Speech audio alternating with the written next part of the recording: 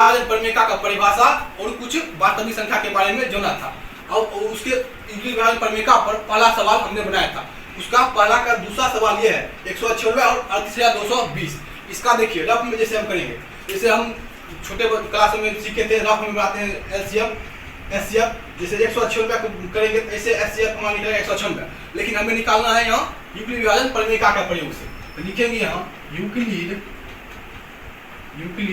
विभाजन परमेका यूक्लिड विभाजन परमेका के प्रयोग से बनाना है। इसमें जो बड़ा है, जैसे 196 है, छोटा है 38,220 से, ऐसे लिख दिए। उसके बाद लिखेंगे यूक्लिड विभाजन परमेका क्या कहता है, ए बराबर BQ प्लस R ये कहता है। तो लिखेंगे ये क्या है, यहाँ पर यहाँ ए है 38,220, ये हो गया ये, और बराबर में बी यहाँ पर क्या होगा, बी हो गया हमारा 196, बी हमारा 196 हो गया। और क्यू जो निकलता है भागफल, क्यू हो गया 195, क्यू 195 हो गया। और आर हमारा यहाँ पर कुछ नहीं है, आर यहाँ 0 हो गया। यूक्लिड विभाजन परमेका में जब तक आर 0 नहीं हो तब तक उसका एचसीएफ नहीं निकलता। तो यहाँ आर 0 हो गया, लिख देंगे चूंकि आर, यहाँ फर्स्ट स्टेप में ही हमारा आर 0 हो गया, लिख देंगे चूंकि आर बराबर 0, इसलिए यूक्लिड विभाजन परमेका से इसका एचसीएफ ऑफ पहले 196 और क्या है 38,220 का एचसीएफ कितना होगा, ये जिसकी वजह से ये 0 होगा, आर जिस संख्या की वजह से आर 0 होगा वही होता है एचसीएफ। इस संख्या के वजह से आर 0 होगा, इसलिए ये हमारा हो गया एचसीएफ, 196 हमारा हो गया एचसीएफ। अब बढ़ते हैं इसके सवाल नंबर 3 पर थे। सवाल नंबर 3 को भी रफ में जैसे बनाया जाता है वैसे बना लिए हम, ऐसे करके। पहला स्टेप ये आया, दूसरा स्टेप यहाँ से हुआ तो यहाँ तक आया, और तीसरा स्टेप यहाँ तक। तीसरा स्टेप में हमें 0 आर मिल गया, आर 0 मिल गया। तो फिर लिखेंगे यूक्लिड विभाजन परमेका से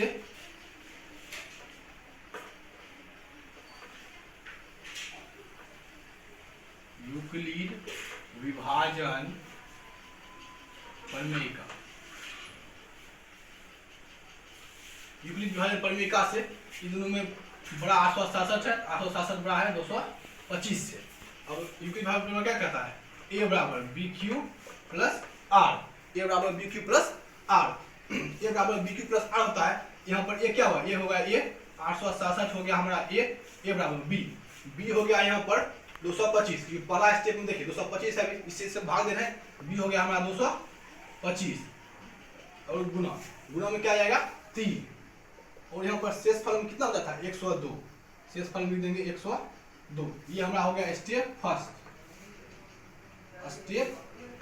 ये हो गया हमारा स्टेप फर्स्ट में। हमें आर नहीं 0 आया, लिख देंगे चूंकि R does not equal to 0।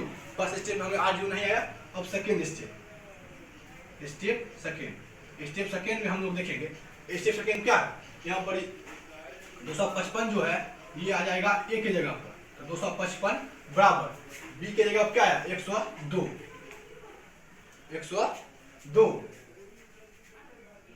गुना इतना यहाँ क्या है 2, तो 2 और आर 51।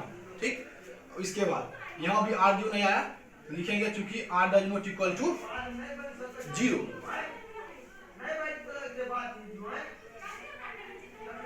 स्टेप थर्ड में है 102 है, तो यहाँ पर 102 क्या है 51 गुने 2 जोड़ 0, ये आ गया।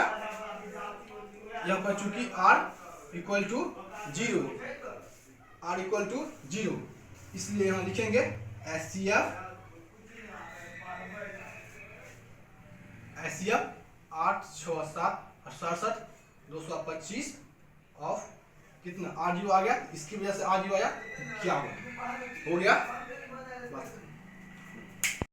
वास्तविक संख्या के 1.1 के क्वेश्चन नंबर 2 पाए, जिसका क्वेश्चन है कहता है कि दर्शाइए कि कोई भी धनात्मक विषम पूर्णांक 6q प्लस 1, 6q प्लस 3 या 6q प्लस 5 के रूप का होता है जहां q कोई पूर्णांक हो। इस क्वेश्चन का मतलब ये हुआ कि कोई भी धनात्मक विषम पूर्णांक, कोई भी धनात्मक विषम संख्या में अगर हम 6 से भाग दे, अगर 6 से भाग दे तो हमें विषम पूर्णांक ही प्राप्त हो, या तो 1 प्राप्त हो, या 3 प्राप्त हो, या 5 प्राप्त हो। किसी भी धनात्मक विषम पूर्णांक में 6 से भागने पर हमें धनात्मक विषम पूर्णांक ही प्राप्त हो। इसको हम इस प्रकार बनाएंगे, इसका हल लिख देंगे और मान लेंगे। माना ए कोई धनात्मक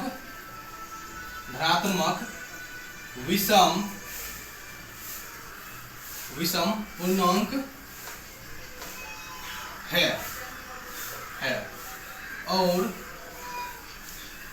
और b बराबर 6। मान लिए एक कोई धनात्मक विषम पूर्णांक है और b बराबर 6 मान लिए। इसलिए अब यूक्लिड विभाजन प्रमेयिका से अब यूक्लिड विभाजन प्रमेयिका क्या कहता है? a बराबर बी क्यू प्लस आर। क्या कहता है? a बराबर बी क्यू प्लस आर। यहाँ पर a है, a हमें धनात्मक पूर्णांक माने हैं a, और b की जगह क्या है? b की जगह 6 क्यू प्लस आर। अब a बराबर 6 क्यू प्लस आर। अब देखिए, अगर a से हम किसी भी धनात्मक विषम पूर्णांक में 6 से अगर किसी भी धनात्मक पूर्णांक a में भाग दे तो हमें उसका संभावित शेषफल यानी r का मान क्या आएगा? इसे लिखेंगे यहाँ पर। इसलिए r का संभावित मान बराबर 0, 1, 2, 3, 4, 5। कोई भी संख्या में अगर हम 6 से भाग दें विषम पूर्णांक में तो 6 से भागने पर तो उसका शेषफल 6 से कम आएगा, इसलिए कोई भी हो सकता है। r का मान 0, 1 हो, 2 हो, 3 हो, 4 हो, 5 हो। हमने अभी तक ये हमारा समीकरण था, a बराबर 6 क्यू प्लस आर। इधर पर r का संभावित मान क्या आया? 0 से लेकर 5 तक संभावित मान 6 से छोटा आया। अब देखिए, अब इस समीकरण में हम बारी बारी से r का मान देंगे। r का मान देने पर a बराबर 6 क्यू प्लस 0। सबसे पहले हम क्या लेते हैं? r का मान 0 लिख देंगे, चूंकि r बराबर 0 लेकर लिखे। a बराबर क्या आया? a बराबर 6 क्यू आ गया।